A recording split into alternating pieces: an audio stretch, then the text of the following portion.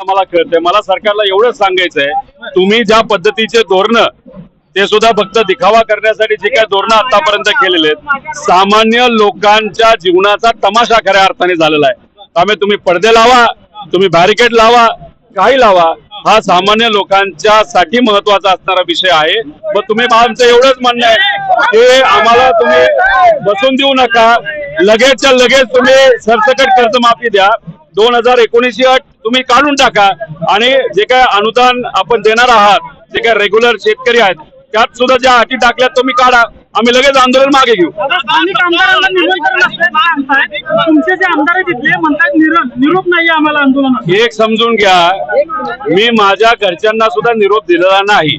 शेतकऱ्यासाठी आणि सामान्य लोकांसाठी आपण अराजकीय पद्धतीने जेव्हा लढा लढत असतो तेव्हा राजकीय नेत्यांना आमंत्रण द्यायचं नसतं। हा अराजकीय लढा आहे, हा कोणासाठी आहे तर शेतकऱ्यासाठी आहे। त्यामुळे शेतकऱ्यांच्या प्रती ज्यांना ज्यांना चांगले विचार आहेत, नाही त्यांच्या प्रती असणारी तुमची जाण असेल तर तुम्ही त्या ठिकाणी यावं, एवढंच आमचं मत आहे। काल बैठक झाली, काल ते यांच्याबरोबर होते, तर आता आपण या पार्श्वभूमीवर आंदोलन करताय। स्थानिक 4 आमदारांपैकी 3 आमदार आपल्या सोबत आहेत। सरकार भाजपच आहे। काल हे जे कोणी 3-4 आमदार जे कोणी असतील ते कोणाला भेटले तर रवींद्र चव्हाणला भेटले, भाजपच्या प्रदेश अध्यक्षाला भेटलेले आहेत।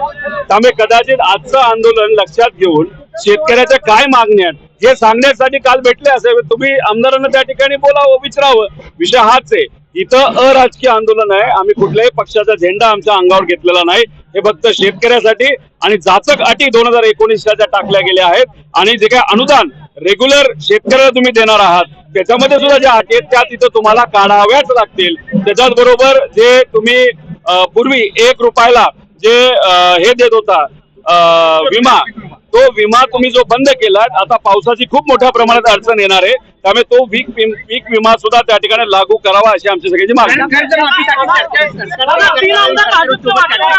अशी मागणी पालकमंत्र्यांनी केली आहे आणि हा तुमचा जो आहे जो नौटंकी असल्याचं त्यांनी पालकमंत्र्यांनी वक्तव्य केलेलं आहे। मला पालकमंत्र्यांना एवढंच सांगायचंय की जरा लोकात जावा, शेतकऱ्याचं काय मत आहे हे तुम्ही त्या ठिकाणी समजून घ्या। काही दिवसांपूर्वी मी खरं तर भरणे मामांचं अभिनंदन करतो की त्यांनी सरकारमध्ये कृषी मंत्री असताना सुद्धा त्यांनी मान्य केलेलं आहे की रोहित पवार आणि शेतकऱ्यांच्या ज्या मागण्या आहेत, जे काय अट आहे ती जाचकच आहे, ती कुठे ना कुठेतरी काढली गेली पाहिजे, त्याचा फेरविचार झाला पाहिजे।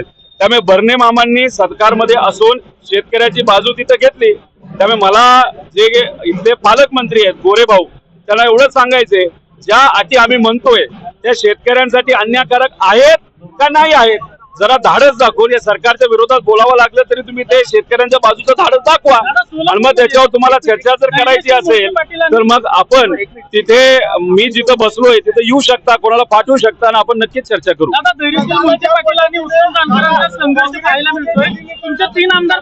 इथं संघर्ष शेतकऱ्याचा आणि सरकारचा आहे, त्याबद्दलचे जर प्रश्न असतील तर त्याच्या उत्तर 100% मी त्या ठिकाणी देईल।